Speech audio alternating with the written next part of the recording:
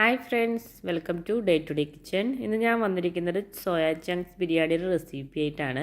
വളരെ ഈസി ആയിട്ട് നമുക്ക് ഉണ്ടാക്കിയെടുക്കാൻ പറ്റും. അതുപോലെ തന്നെ അടിപൊളി ടേസ്റ്റാണ് കഴിക്കാൻ വേണ്ടിയിട്ട്.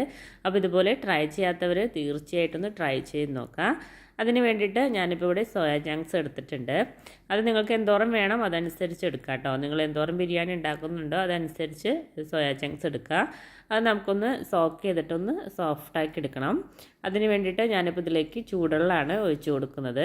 ചൂടുവെള്ളം ഒഴിച്ച് കൊടുത്തിട്ട് അതൊരു 10 മിനിറ്റെങ്കിലും നമുക്കൊന്ന് റെസ്റ്റ് ചെയ്യാൻ വേണ്ടിയിട്ട് മാറ്റി വയ്ക്കുക. അപ്പോഴേക്കും അതിൻ്റെ ഉള്ളിലൊക്കെ വെള്ളം കയറി നല്ല സോഫ്റ്റായിട്ട് വന്നോളും.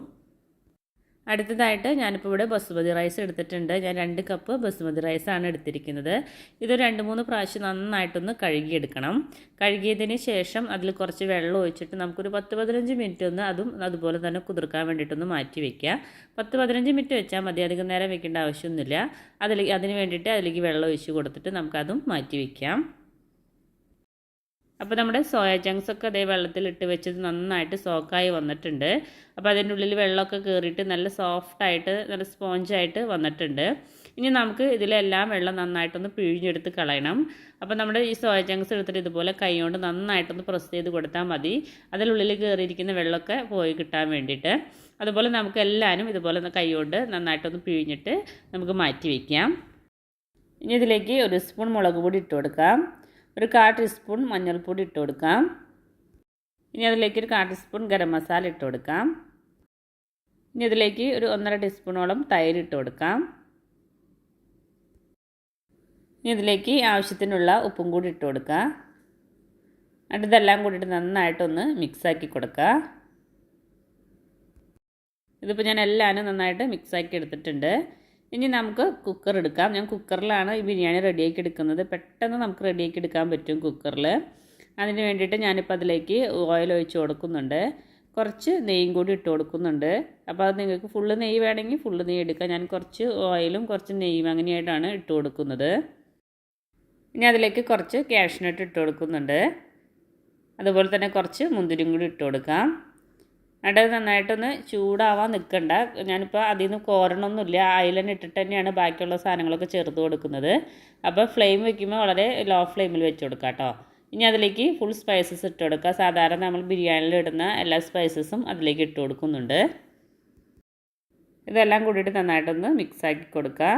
അപ്പോൾ നമ്മൾ ഫ്ലെയിം വയ്ക്കുമ്പോൾ കുറച്ച് വെക്കണം കേട്ടോ, അല്ലെങ്കിൽ നമ്മുടെ മുന്തിരിയും കാഷ്നട്ടൊക്കെ കരിഞ്ഞു പോവും. അപ്പോൾ ലോ ഫ്ലെയിമിൽ വെച്ചിട്ട് ഇതുപോലെ ഒന്ന് മിക്സാക്കി കൊടുക്കുക. അതിനുശേഷം നമുക്കതിലേക്ക് സവാള ഇട്ട് കൊടുക്കാം. സവാള ഇട്ട് കൊടുക്കുമ്പോൾ ചെറുതായിട്ട് കട്ട് ചെയ്തെടുത്തതാണ്, നീളത്തിലല്ല, ചെറുതായിട്ട് കട്ട് ചെയ്തെടുത്ത സവാളയാണ് ഇട്ട് കൊടുക്കുന്നത്. അപ്പോൾ സവാള ഒന്ന് ചെറുതായിട്ടൊന്ന് വാടി വരുമ്പോൾ അതിലേക്ക് ഇഞ്ചിയും വെളുത്തുള്ളിയും ചതച്ചത് ഇട്ട് കൊടുക്കാം. ഞാനിപ്പോൾ ഒരു ടേബിൾ സ്പൂൺ ഇഞ്ചി വെളുത്തുള്ളിയും ചതച്ചത് ഇട്ട് കൊടുക്കുന്നുണ്ട്. അതും കൂടി ഇട്ട് കൊടുത്തിട്ട് നന്നായിട്ടൊന്ന് വഴറ്റിയെടുക്കാം. ഞാനിപ്പോൾ 2 പച്ചമുളക് ഇതുപോലെ കട്ട് ചെയ്തിട്ട് അതും കൂടി അതിലേക്ക് ഇട്ട് കൊടുക്കുന്നുണ്ട്. അപ്പോൾ ഇതുപോലെ എണ്ണയ്ക്കൊന്ന് തെളിഞ്ഞ് വരുമ്പോൾ അതിലേക്ക് 1/4 ടീസ്പൂൺ മഞ്ഞൾപ്പൊടി ഇട്ട് കൊടുക്കുന്നുണ്ട്. 1 സ്പൂൺ മല്ലിപ്പൊടി ഇട്ട് കൊടുക്കാം. ഒരു 3/4 ടീസ്പൂൺ മുളക് പൊടിയും കൂടി ഇട്ട് കൊടുക്കുന്നുണ്ട്. ഇനി അതിലേക്ക് ഗരം മസാല ഇട്ട് കൊടുക്കാം. ഞാനിപ്പോൾ ഒരു 1/2 ടീസ്പൂൺ ഗരം മസാല ഇട്ട് കൊടുക്കുന്നുണ്ട്.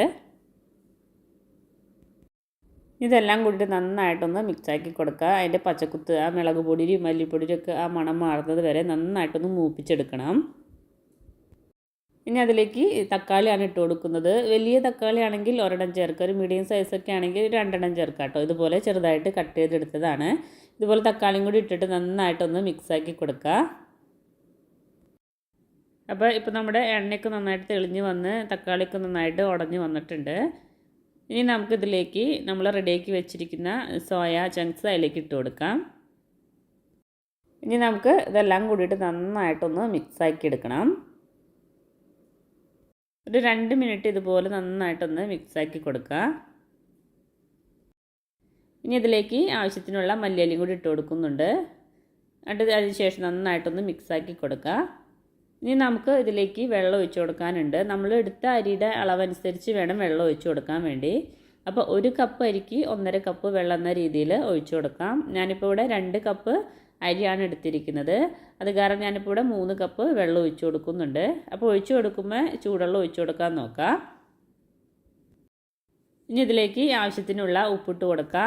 ഉപ്പ് നമ്മൾ ആ വെള്ളത്തിൻ്റെ ടേസ്റ്റ് നോക്കിയാൽ മതി കേട്ടോ. എന്തോരം ഉപ്പ് വേണമെന്ന് വെച്ചിട്ടുണ്ടെങ്കിൽ അതിൽ ഒഴിച്ചിരിക്കുന്ന വെള്ളം ഉണ്ടല്ലോ നന്നായിട്ട് മിക്സ് ചെയ്തതിന് ശേഷം, ഉപ്പിട്ടതിന് ശേഷം നന്നായിട്ട് മിക്സ് ചെയ്തതിന് ശേഷം ആ വെള്ളത്തിൻ്റെ ഉപ്പ് ടേസ്റ്റ് നോക്കാം.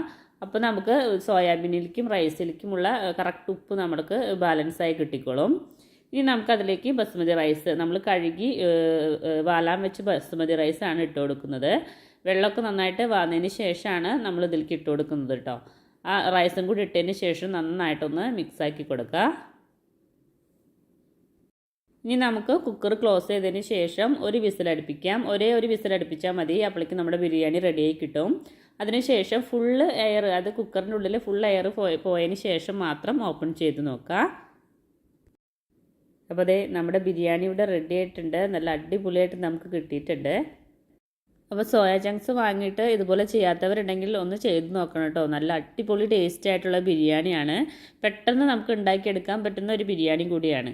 അപ്പോൾ ഈ ബിരിയാണി ഇഷ്ടപ്പെട്ടെങ്കിൽ ലൈക്ക് ചെയ്യാനും കമൻറ്റ് ചെയ്യാനും ഷെയർ ചെയ്ത് കൊടുക്കാനും മറക്കരുത്. ആദ്യമായിട്ട് കാണുന്നവരുണ്ടെങ്കിൽ സബ്സ്ക്രൈബ് ചെയ്യാനും ബെല്ലൈക്കൺ ക്ലിക്ക് ചെയ്യാനും മറക്കരുത്. താങ്ക്